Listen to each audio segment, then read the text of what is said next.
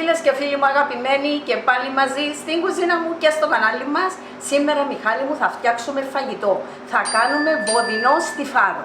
Με μόνο ανάμιση ώρα στο φούρνο. Έγινε τέλειο. Θέλω μισό κιλό βοδινό κομμένο σε κύβους να έχουν περίπου το ίδιο μέγεθος. 1 κιλό κρεμμύδια, καθαρισμένα 1 κιλό, όπως τα βλέπετε εδώ, καθαρισμένα και κομμένα σε λωρίδες. Όσο μπορούμε λεπτές. Επίσης θέλω έναν ποτήρι ελαιόλαδων 200 ml, 3 κουταλιές ξύδι 30 ml, 3 τέταρτα του ποτηριού κόκκινο ξηρό κρασί 150 ml, αλάτι, πιπέρι άσπαστο, 5-6 κόκκους, 3-4 ξυλάκια κανέλας, 2-3 φιλαράκια δάφνη και μισό κουταλάκι ζάχαρη. Αυτά είναι τα υλικά μας και πάμε να το φτιάξουμε, φίλες μου, το εξαιρετικό φαγητό. Είναι ένα πλούσιο φαγητό που το λατρεύει ο Μιχάλης. Είναι ένας μεζές. Είναι ένα χορταστικό, θρεπτικό φαγητό. Και στην Ελλάδα και στην Κύπρο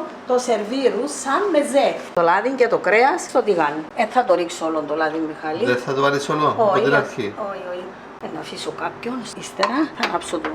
Έχω ρίξει όχι όλο το ελαιόλαδο, να το αφήσω να ζεσταθεί και θα ρίξω μέσα να θωρακίσω το κρέας μου. Οι συνταγές μου είναι όλες γραμμένες, δεν κάνω κάτι στην τύχη και αν πετύχει. Και τώρα που καταγράφονται και σε βίντεο καλύτερα. Πρέπει να το δούμε να σπρίσει και μετά να το γυρίσουμε. Άρα δεν θέλει συνεχώς γύρισμα, συχνό γύρισμα, μία φορά μόνο. Μία από τη μια και μία από την άλλη. Μα για τον που θέλω να κάτω. Ξέρω εγώ να το γίνεται. Το στράγγισα είναι, αλλά ήταν στραγγισμένο με το χαρτί. Πώς ήταν να στραγγίσω, ήταν και με το χαρτί το στραγγισμένο. Είχε χαρτί από κάτω και ήταν στραγγισμένο, αλλά... Άρα μόλις αλλάξει χρώμα από τη μία, το γυρίζουμε και από την άλλη, να θωρακιστεί το κρέας και να κρατήσει μέσα τα υγρά. Ακριβώς, να αλλάξει χρώμα. Έχεις γυρίσει λοιπόν όλα τα κομμάτια και από την άλλη πλευρά, όλο το κρέας να θωρακιστεί και από τις δύο πλευρές. Με τούτο το χρώμα πάει στη γάστρα μου. Με όσον ελαιόλαδο να απορρόφεις. Θα γυρίσω τη φλόγα. Όχι, να κάνουμε τα κρεβίσκια. Να βάλουμε αλατίζουμε τα κρεμμύδια. Τα κρεμμύδια και μετά τα βάλουμε στο τηγάνι. τηγάνι. Άρα πρώτα να μπει αλάτι στα κρεμμύδια και μετά να πάνε στο τηγάνι. Μπαίνουν τα κρεμμύδια τώρα. Επειδή είναι πολλά θα τα κάνω σε 2 δόσεις. Να τσιγαριστούν καλά, να καραμελώσουν, να βάλω τα μισά και να μου μείνουν τα άλλα μισά. Για τον που αφήκα το λάδι, Μιχάλη, να θέλω να προσθέσω ακόμα λίγο λάδι. Είχα τον λόγο μου που τα αφήκα. Και λίγο στο τηγάνι.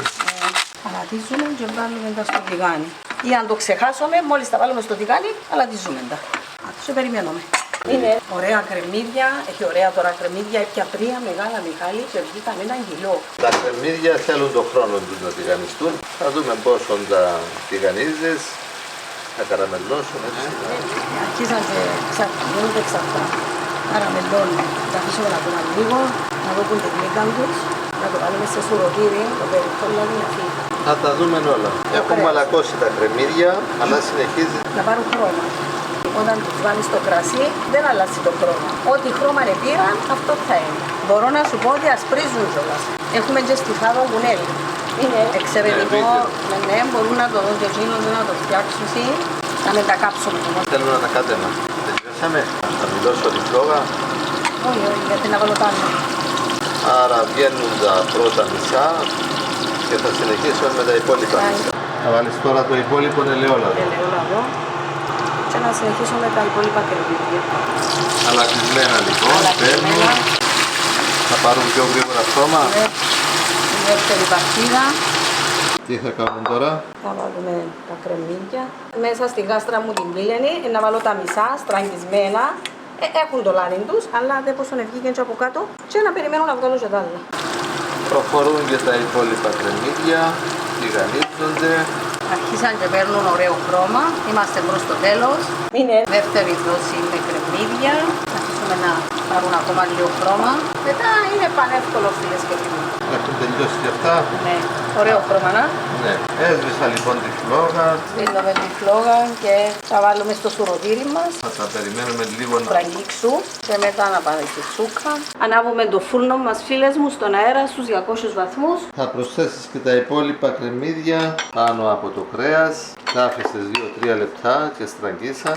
Και τώρα Προσθέτουμε το κρασί. προσθέτεις το κρασί. Πόσο είναι? Το κρασί μου είναι 3 τέταρτα του ποτηριού. 150 ml ξηρό κρασί. Ξύδι το. Πάει και το 30 ml ξύδι. Και το ξύδι, 3 κουταλιές. Η δάφνη. Και τα αρωματικά. Τα 3 αρωματικά φύλλα μου. ξύδις δάφνης. Η κανέλα μου. 3-4 ξυλάκια και μερικοί σπόροι πιπεριού. Πιπεριού. Μαύρο πιπέρι. Ανακατεύουμε. Μπαίνει το μισό κουταλάκι μου ζαχάρι. Να δώσει γεύση. Και το άλας. Παρόλο που έχουμε βάλει και στα κρεμμύδια. Αλλά να βάλουμε. Να θέλουμε και καμιά κουταλιά να λάβει. Συνολικά. Ανακατεύομαι και φουρνίζομαι.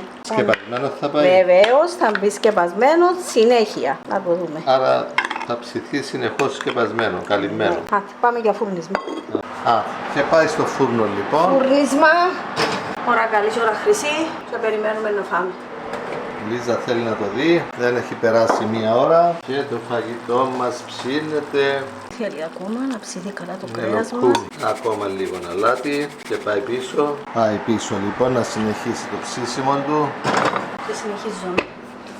Και θα το απολαύσουμε μαζί με Κοφτό μακαρονάκι. κοφτό μακαρονάκι, λέει η Λίζα. Εδώ και το κοφτό το μακαρονάκι έτοιμο. Έχει ψηθεί. Έχει ψηθεί, έτοιμο γι' αυτό να το απολαύσουμε μαζί με τριμμένο τυρί ή αναρί, όπως λέμε εμείς στην Κύπρο. Μετά από 1,5 ώρα στο φούρνο το φαγητό μας είναι ψημένο όπως λέει η Ελίζα. Έλα να δούμε. Να δούμε. Ρε φίλες και φίλοι μου, κάνει μια φωτογραφία τώρα να με. Περίμενε. Φίλοι και φίλες, σήμερα έχουμε ένα ξεχωριστό φαγητό και τριμμένη αναρίνα από πάνω. Μυζήθρα. Φίλοι και φίλες, όταν έχεις Ελίζα, τρως ωραία. Βοδινό, μαλάκωσε βέβαια. Ωραίο. Με λίγο μακαρονάκι, είναι μέλι. Άντε φίλες μου.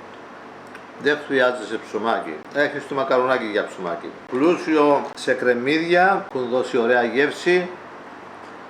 Καλοψημένο φίλες μου, Το βοδινό ωραίο. μας μαλάκωσε, έγινε λοκούμι. Όπως το έχεις φτιάξει είναι πραγματικά τέλειο.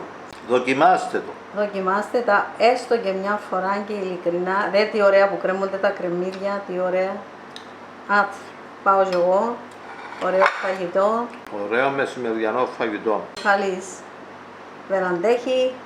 Πρέπει να απολαύσεις αυτόν το υπέροχο φαγητό. Άτε, να είστε καλά φίλοι και φίλες.